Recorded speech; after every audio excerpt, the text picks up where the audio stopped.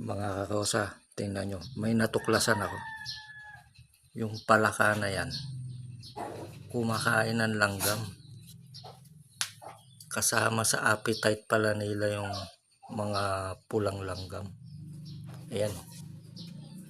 Hindi ako masyado makalapit kasi baka bigla siyang umalis. Ayan, dinidila. Ayun.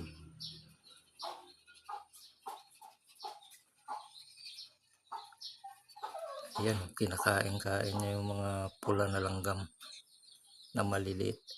Akala ko kanina nung bumababa siya, ang kakainin niya yun, yung patay na ibon.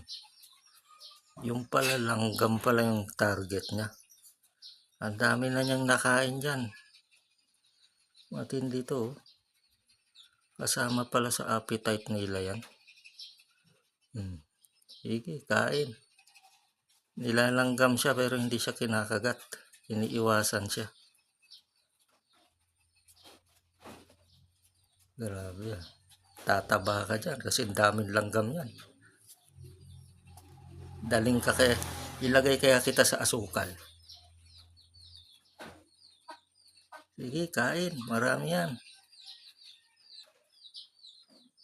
Sige. Oo, kaya kain.